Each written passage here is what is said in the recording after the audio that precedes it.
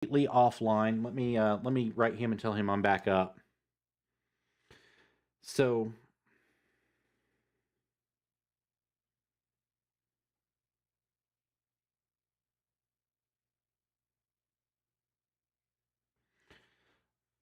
it should be coming in now, guys. It should be popping up that I'm online. I hope you guys are here. I'm so sorry, James. I'm so sorry, James Duffy. Let me find James real quick and I'll respond to him.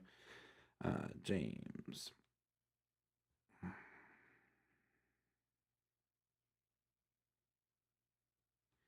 All right. So it keeps cutting out. Am I cutting out right now? Is it completely cutting out right now?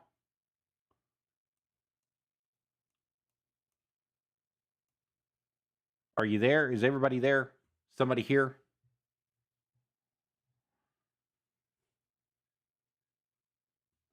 Hello, hello, hello. Are we guys there?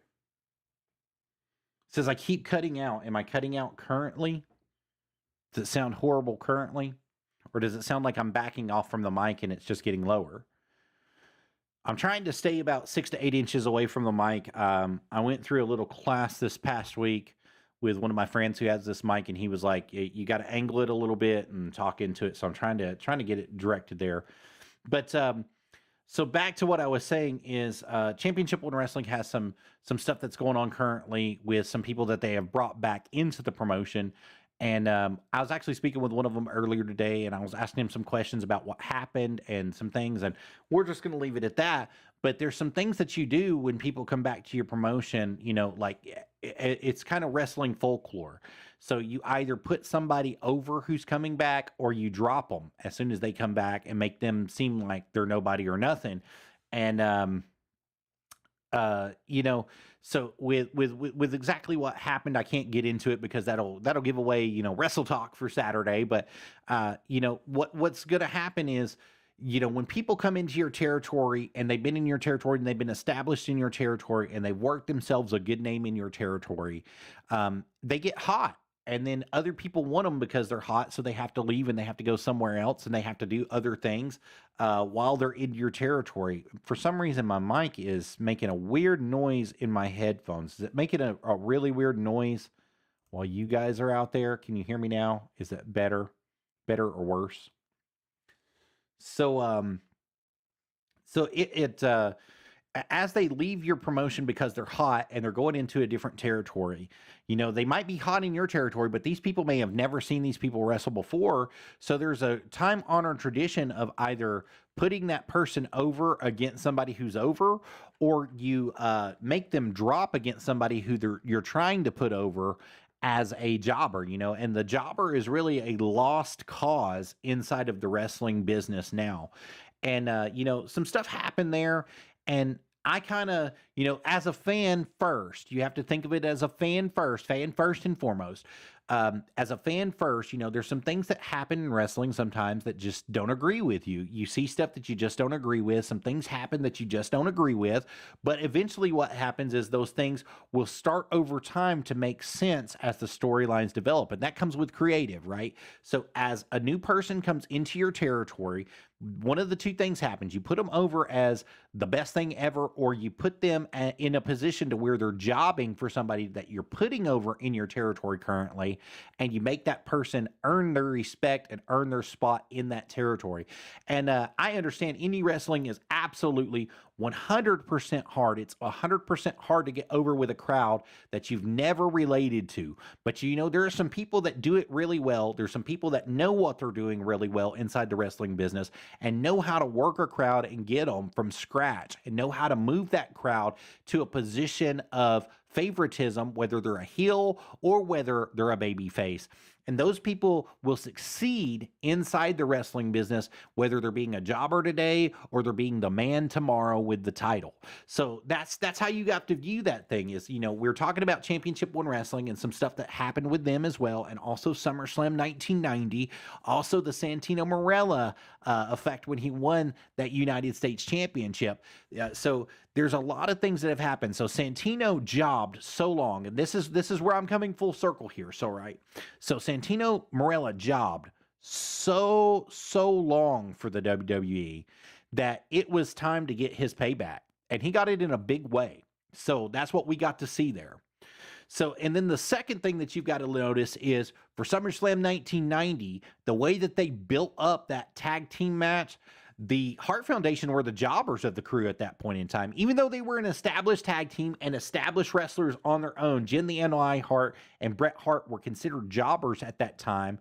To then Demolition, one of the biggest tag teams in that New York promotion, at that point in time, the Sanford promotion. Sanford, Connecticut promotion, New York promotion. In the wrestling business, if you say you're going to New York, you were going to WWE. That's how it was back in the day. So that's how we were referring to it as of right now. But that's exactly what was going on. Is some of these people were absolutely being enamored by what was being taken place at those events. And so you can see how over time they were cutting promos and getting themselves over. Now, we saw that at the very beginning of this episode where the Hart Foundation came through and they cut a huge promo on the Brother Love show. Now, it wasn't very good quality. It was probably done on VHS and then uploaded to YouTube at some point in time later, but they started cutting those promos, and then Demolitions would come back and do a retort, or they would do a live retort against them. It's missing from professional wrestling today.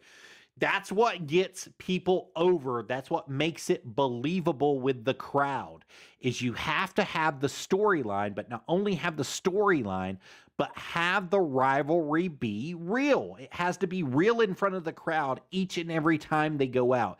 You can't take a week off from the rivalry and expect it to be real. And what I mean by that is if there is one person of the faction that's in the rivalry there needs to be somebody else from the faction that's in the rivalry there that gets involved in some way to keep that rivalry alive.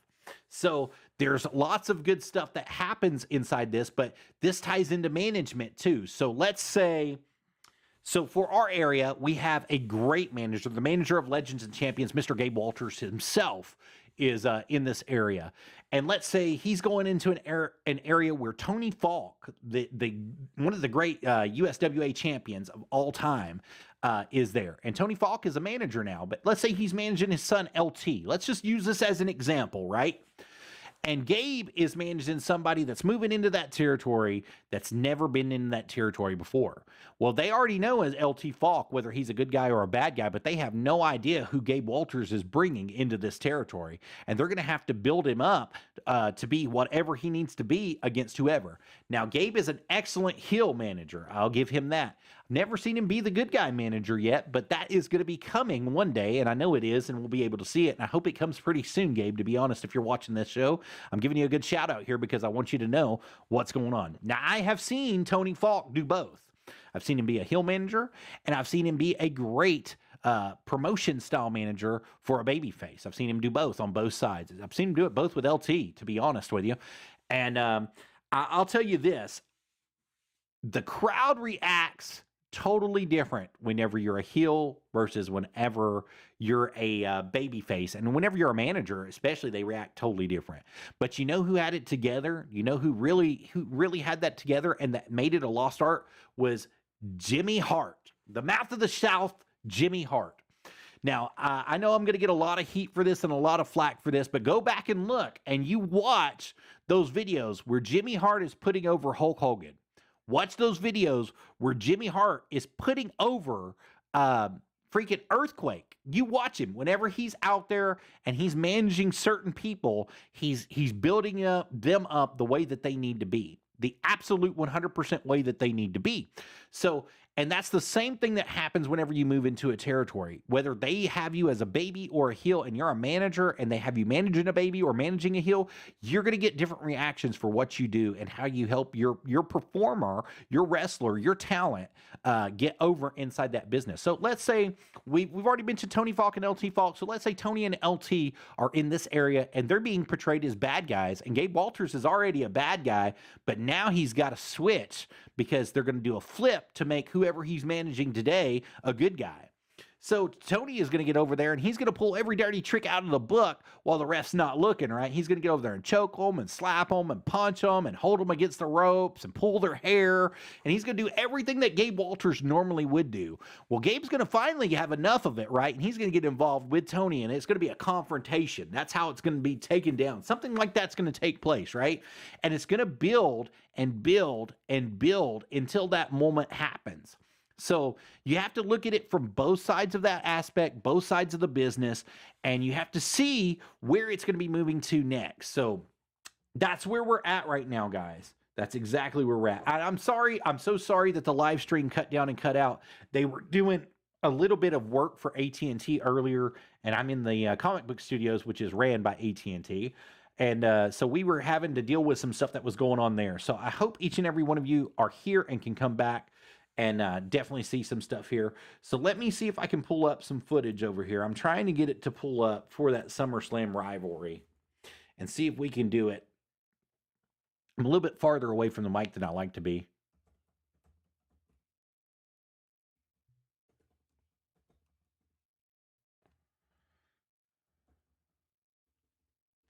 I'm sorry about this. I'm trying to get it to pop up with the videos that were building up to it, but it only looks like there's only like 4, and it's really starting to bother me a little bit here.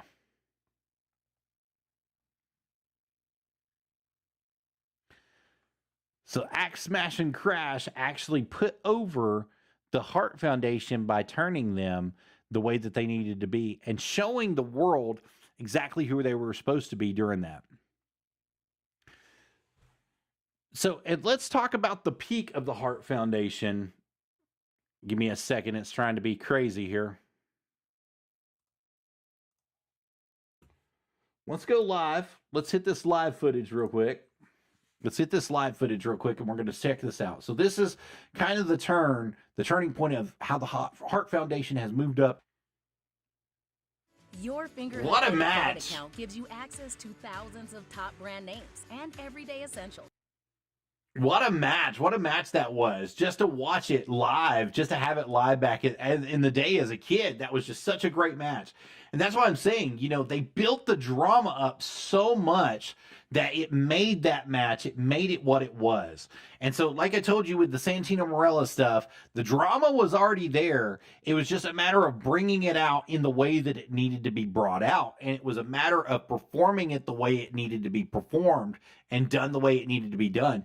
Another championship match that doesn't get its credit is when Mankind won the heavyweight champion for the first time in WWE. That was a match, buddy. I mean, I don't know if we can find it. Let's look and see. Mankind wins WWE title.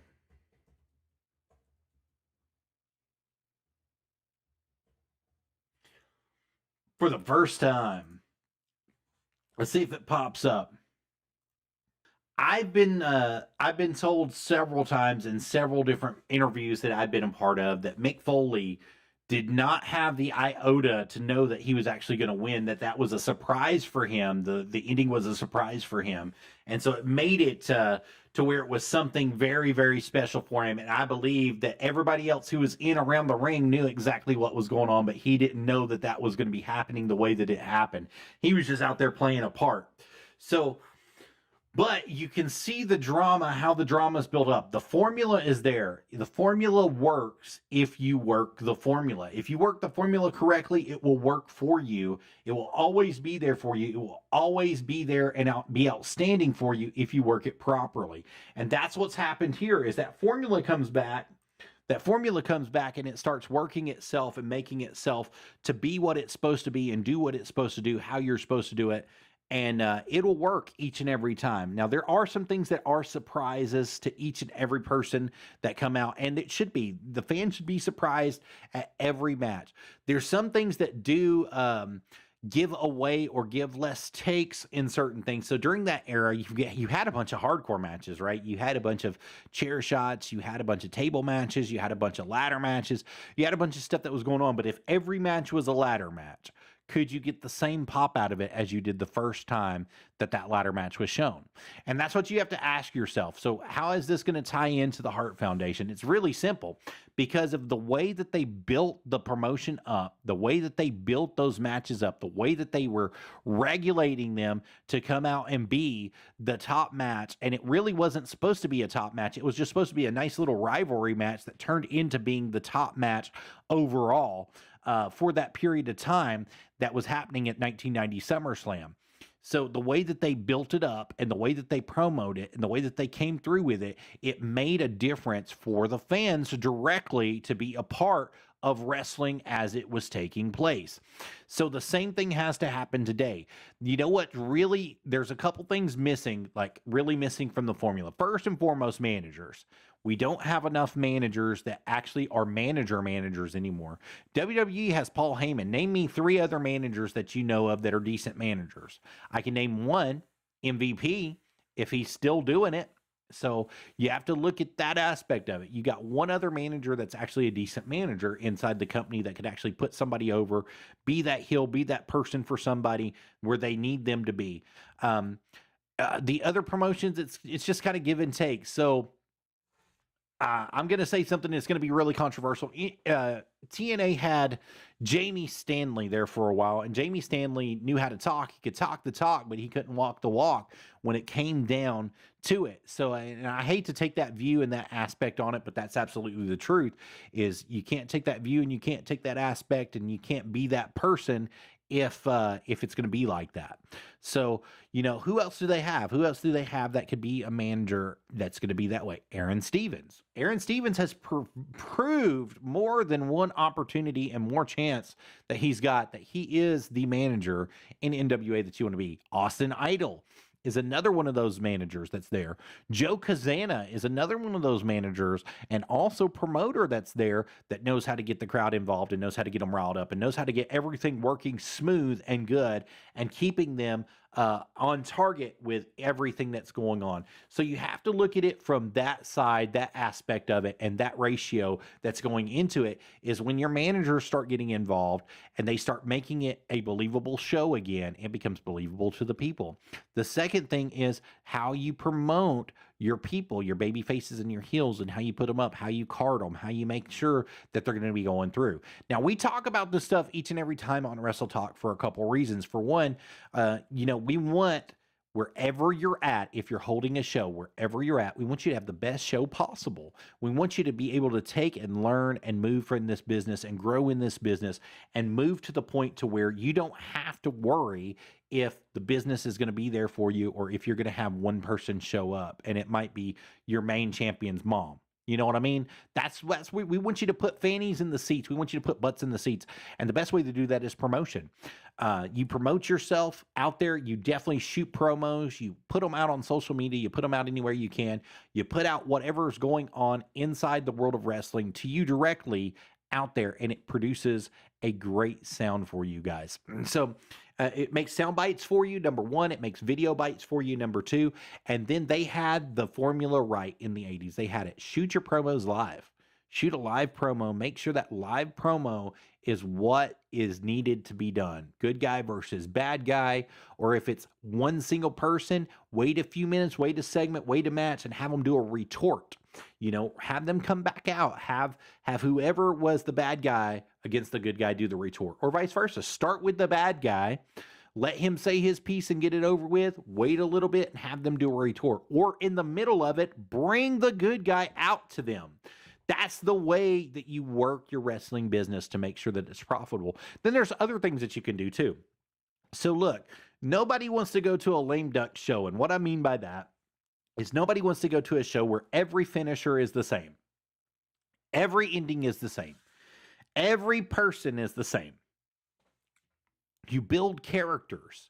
You make sure that your characters are believable. You make sure that not only are they portrayed as being believable, but they're the people that you need at that show to be at that show. So if you've got one playboy, it's fine. And what I mean by that is one ladies' man. You get you one ladies' man out there that loves everybody, that's kissing the crowd and picking up babies and loving all the women and shaking their goodies for everybody. You get one that does that.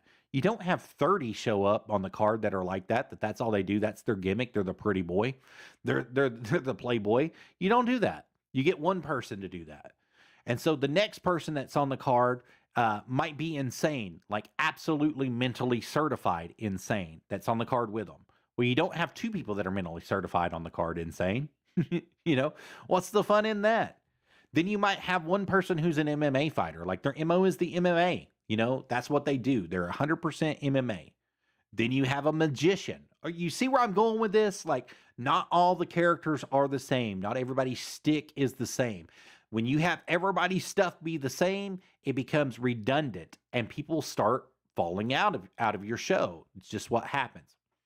Then there's some other things that can go on that can keep stuff from happening. So concessions is a big thing. If you don't have concessions at your show, you're not going to do well. You always want to have some concessions available at your show for your fans that go, and you want to have restrooms available as well. You want to have real restrooms available as well, if you can, at your show to keep your fans there. For a couple reasons. For one, if you got restrooms inside the same building that you're in, they don't have to leave. So if somebody walks out of your building to go to a restroom, they are 10 times not as likely to come back to your show because it wasn't inside the same building with you. And that's actually been proven. That's actually numbers for sales too. If you are selling cars, let's say you're selling cars, and somebody asks to use your restroom and you say, oh, we got a porta potty right over here. And you make them walk to the porta potty instead of going, oh yeah, come on inside. Why don't you just use the restroom right here?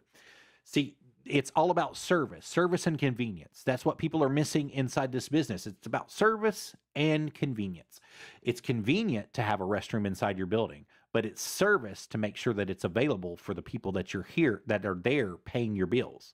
So that's something that you have to take seriously. And I'm not saying that as a chop to anybody specifically, so please don't take it that way. This is just an example that's going out there. So if you guys are watching this right now, it's just an example. It's not to be stepping on anybody's toes, because I know that there are some unforeseen things that happen inside the world of wrestling and inside buildings sometimes, and you just can't have you can't plan for everything that happens like that. But the truth of it is, you have to be ready for whatever comes your way. So concessions is another thing that is taking place. So if you have concessions in there inside your promotion, people are more likely to come back because they realize that they don't have to leave to go get something somewhere else or bring something in from somewhere else, because you already have it there and available. And make sure that your pricing is fair. Don't go out there and go $12 for a hot dog and $9 for a 20-ounce soda. So I've been to some shows that have been like that, and nobody wants to return to those shows. They just don't. You make your prices fair. $2.50 for a hot dog. You know, $2.50, $2, somewhere in there for a hot dog.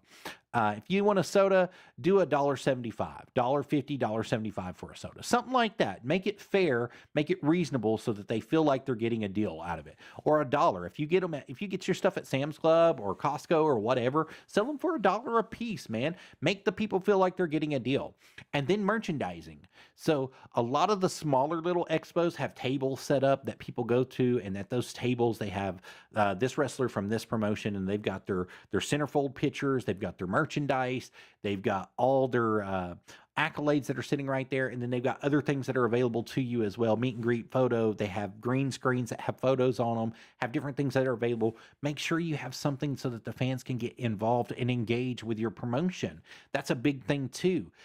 And so that's really where a lot of the bigger promotions have done a better job, is because they sell those packages for the fans to come in directly. Okay, so let's say your regular tickets are $8. Okay, we're going to give you an $8 ticket. You're going to come and you're going to have an intermission that is at the middle of the show. But let's say you open the doors at 7 o'clock. Well, for those that got there at 7 o'clock and they paid, let's say $10, $2 extra, they get to do a meet and greet with all the superstars inside the back and do a photo shoot with all the guys in the back. You know, just to give them that little edge of, hey, You know, we have something a little bit special that nobody else has here. And for a good price, we're going to be able to make sure that this is a memorable moment for you for coming to our promotion and coming to our show. See how, notice the $2 may not make a big difference to you all, but it makes a huge difference to the fan as they're coming in going, well, I got to meet everybody. I got to take my picture with everybody. I got to do this with everybody. And it shows that you're on the road to not being a Mickey Mouse promotion, that you're on the road to being a better promotion inside the wrestling business.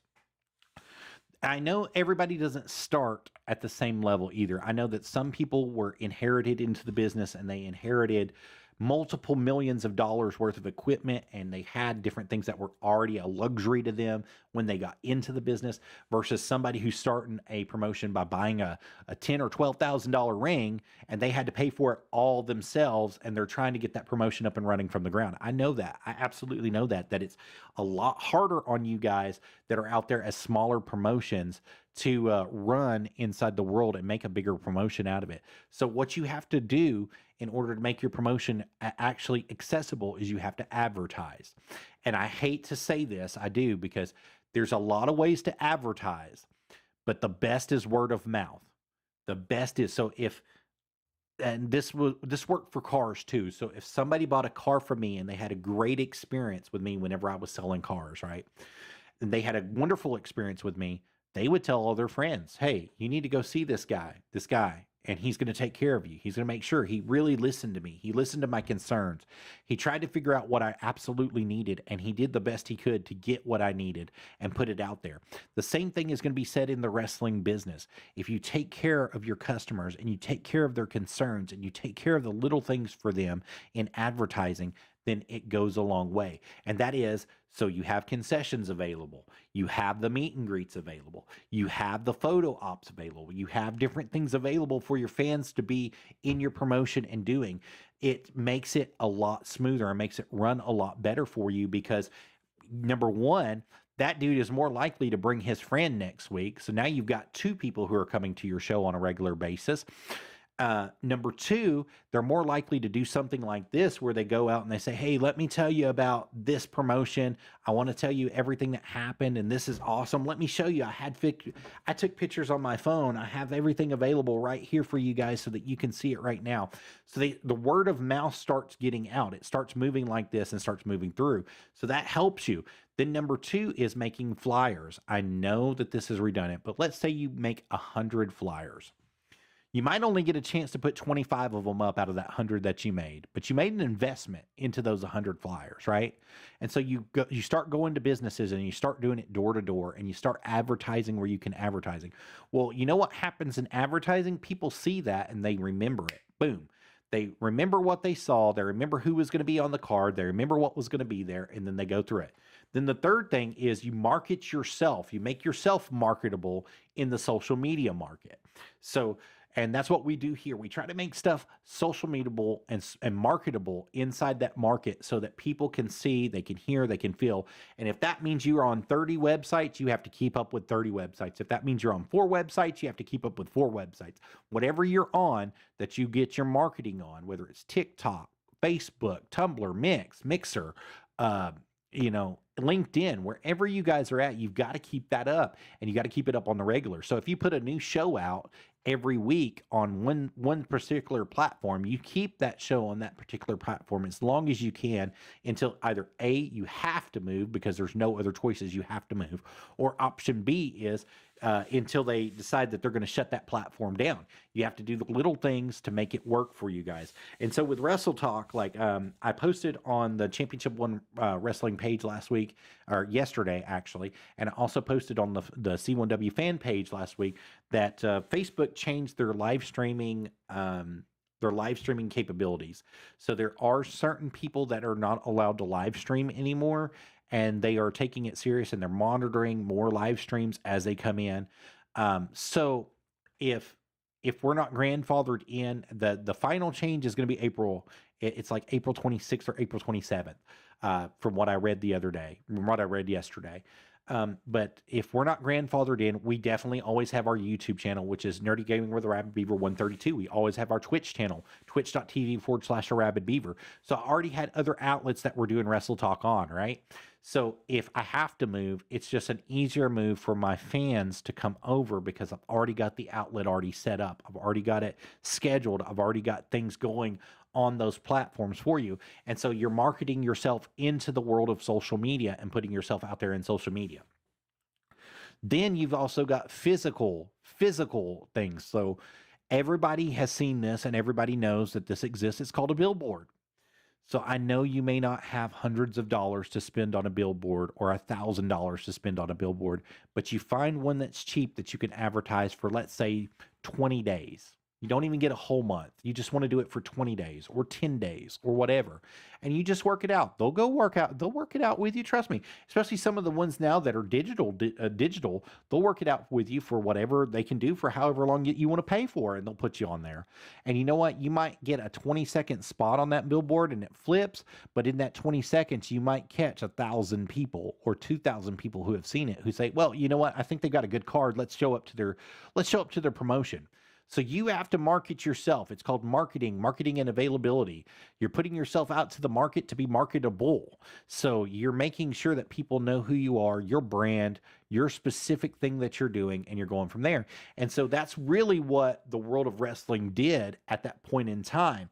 You know, the WWE, formerly the WWF, and then WWF, and then WWE, they were definitely putting that out at that point in time, and they knew marketing from that aspect of the old world. There's a lot of stuff that still pertains from the old world into the new world that you have to do in order to make yourself marketable. So those are just little things, little beginner things. I've seen a lot of people who have started promotions and they've started it by themselves, and all they've got is one microphone. That's all they've got. They've got one handheld microphone, and that's it. They don't have nothing else. They've got a ring and a handheld microphone, and they make the best of it work, and they have somebody portrayed as the COO or the manager or whoever, and they come out and they do that little stick. And then eventually, once the money starts flowing in, they start buying pieces and they start getting things together. They get an announce table together. They get a desk together. They get curtains to put around their building, different things to make it look more professional as professional wrestling rolls out, right? So, and I know people who started literally in their backyard, 100% in their backyard with a ring wide open to the elements of the world. And they worked and built a building around the ring. And then they worked and put lights in the building. And then they worked and they put, so they were doing daytime shows. You've got to think about that is they worked hard to get where they're supposed to be inside the wrestling business and inside that. And they did it piece by piece because that's the only way that they could do it. There's nothing wrong with doing it that way. It's a little bit harder. Yes, absolutely. It's a little bit harder, but so is the wrestling business. The wrestling business is hard in general because you're competing, especially now. Right now, there is no better time to be a wrestling fan because there's so many promotions that are putting themselves out there inside the business to keep themselves on top, So like in my little area alone, I can think of about 7 different promotions that are right here within a 30-mile radius of my house where I'm currently at, where I'm currently broadcasting from. There's 7 promotions that are out here right now. And out of those 7 promotions, there's 3 that are good, like really, really good.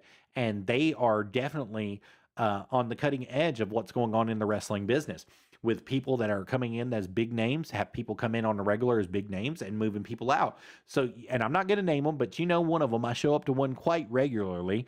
And there's a couple more. There's 2 more. There's one about 30 miles down the road from me. There's another one that's about 25 miles down the road from me in the opposite direction. So within a 50-mile radius of my house, well, really a 30-mile radius of my house, I have 3 different shows that I could attend on a weekly basis that are pretty decent shows. So you have to look at it like that aspect is what else is inside the area and who's inside the market too, because you're fighting in a very, very saturated market to put yourself out there and to get yourself known. And you have to have people that believe in you, and vice versa. You have to know people in the business who can help you. You have to have the right people book for you. You have to have the right people do talent relations with you. You have to have the right people create for you and mimic what needs to go on that's inside your mind and mirror it out to the public for you. So, and I know you're dealing with personalities, you're dealing with people. It's not going to happen all the time. It's not going to be what you make it out to be all the time, but there is that thing called creative genius, and it does work. It will work if you work the system. You work the formula will work for you. That's all there is to it. That's all that needs to be said. So if you're working that formula will always work for you. There are some things that you can do to make it look better, aesthetically better, eventually over time. Like different cameras make a different thing. Like for podcasting example, so this camera that's in front of me is a 4K Retina camera, and it's on my iMac, right? So I have a couple of other cameras that are here. I've got a phone camera that I don't switch to, and I've got another web camera that's a cheap web camera that said it was 4K, but it's not even 1080p. It's a crappy camera. So you can do different things to make yourself look better. So I choose the right camera. The right camera is number one. The right camera angle. So I know you catch me looking over at my mic like this. You catch me looking directly at the computer, and you catch me looking at the chat, which is over here on my left-hand side. So they call it a hard camera or a static camera or a stationary camera. I've heard it called all three in my time in wrestling. Having a stationary camera for your promotion is a must. It does not matter what size promotion you are. You need to have a stationary camera that's set up and a hard camera that's set up so that you can catch the other angles that you can't catch with a cameraman on the floor. Some promotions have 3 cameramen on the floor. And what I mean by that is they have one at one corner, one at another corner, and one on the floor in the middle. And they're catching all 3 different angles. So no matter what happens, they've got it covered for you right there. NWA is actually the best at this, and I've really got to give a shout out to the National Wrestling Alliance for doing this too. Is right beside the stairs, they put a podium for their cameraman to sit at. And on both sides of the stairs, doesn't matter if it's the top right corner or the bottom left corner of the ring, whenever you're looking at it, there's a podium right there for their cameraman to get on and stand and get in the ring action from above the rope instead of under the rope. And then they've got 2 people on the floor on the outside doing under the rope action, and they can switch back and forth with that switcher. Now that switcher could cost anywhere from $1,800 all the way to $35,000, depending on what switcher you get and what cameras you're using. The cameras by themselves start around $2K that they're using, and they go up. So they've got one Fujicon camera that's down there that's a $45,000 camera. I saw it live the other day at one of the events that we went to. $45,000 camera, guys, just for the camera. So, but there are some things you can do to make your product look that good. You don't have to spend that much to do it, but you can buy some cameras and buy some lenses and stuff that can make your stuff look just that good. But you need to have a static camera somewhere in the building to do it, that you can switch to on that static camera just for that just in case moment. The other thing is having the right amount of people, the right amount of staff to work the cameras for you. And if you're running, like, there's nothing wrong with running it on your phone. I don't want you guys to think that. I don't want you guys to think that I'm trashing a specific person or a specific promotion, because I've been to a lot, man. I've seen a lot of promotions do this, is they'll run a whole show from their phone, but a lot of them don't have a holder. They don't have anything to go on. They're just holding their phone like this, holding it in front of the camera like this or like this as it moves, and turning it and trying to catch the best angle with their hand. The problem with your hands is they shake, right? So there's nothing stable inside your hands. There's nothing stable there. Your hands shake all the time, right? So if you get a stabilizer to put that bad boy on and hold it, your hands might be shaking, but the camera is stable because it's on a shock mount at that point in time. And right up here, I'm going to unscrew this real quick, but I've got a gimbal. I've got a hand gimbal that I've got mounted to a stand, a camera stand is what I did. So I've got this hand gimbal that I use sometimes whenever I'm recording by myself, and it turns itself on. Like if I was to turn it on, so it wants to go in position, but you heard it beep because there's nothing inside of it. Let me turn it off and I'll put my phone in it. And then I've got the stand for it connected to another camera down here right now so that it can go through. But if you've got a gimbal or you've got a hand stabilizer, that's the way to go for you inside this business. Because that hand stabilizer and that gimbal will work magic for you that you didn't even think that you all had. And I'm telling you that personally. So I'm going to slide my phone into it. I'm going to unscrew this from the bottom here. It's gone. All right, it's out. We're going to screw it into the bottom here so you can see this. So this gimbal works as a two-piece. Let me get it in. All right, get it nice and tight. So I'm going to set the gimbal down, right? And I'm going to let me point it down so you guys can see. Oh, no, didn't mean to do that. Let me stop that. So you can see my buttons right here, but as I hit this power button, it's going to stabilize. Boom, it stabilized right there, right? So it automatically went to the right section. So even if you're running a promotion with just a camera, having a gimbal and having a gimbal stabilizer that you can use can do this. Now this thing will track your face too. Let me get this sucker on here. If I can get the sucker on. And I'll go to my app that I've got that I do for my faces here real quick. And I'll show you. So I'm going to turn it on. Got my little thing up. I'm going to show it that it's there. I want it to capture video, and I'm going to hit my little face button.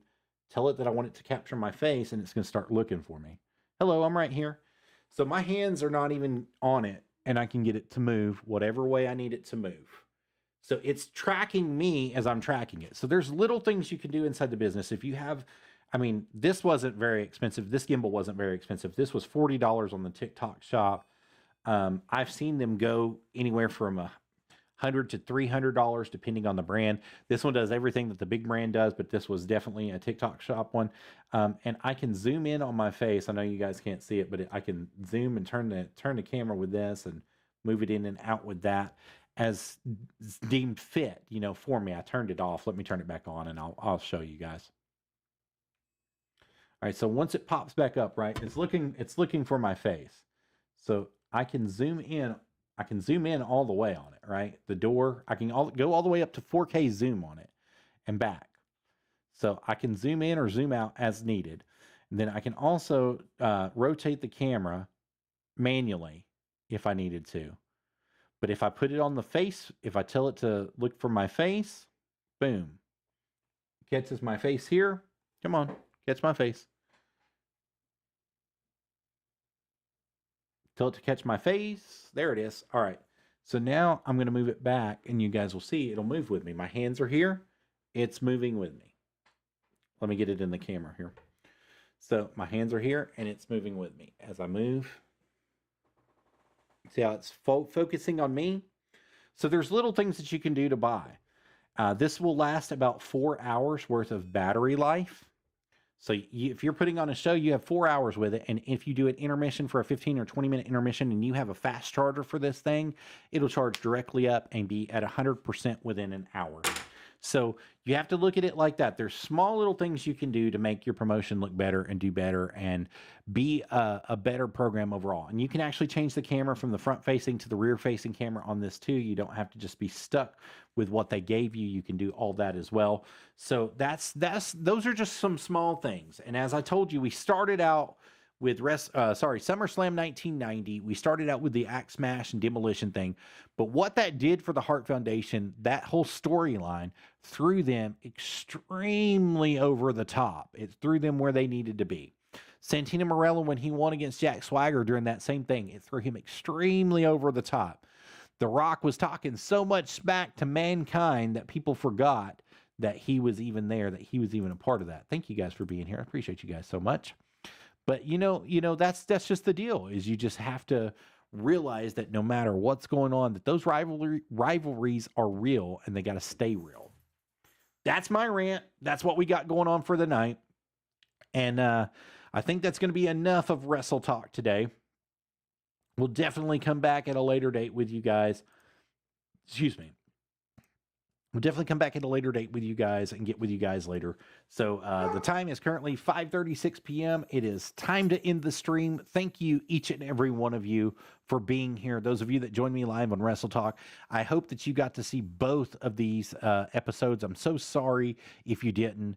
Please go back and rewatch episode number 1 and this episode both as we went live. The first one cut out unexpectedly, so I'm sorry about that, but thank you guys so much, and I will see you guys soon. And remember, you heard it here first on Wrestle Talk. Bye-bye.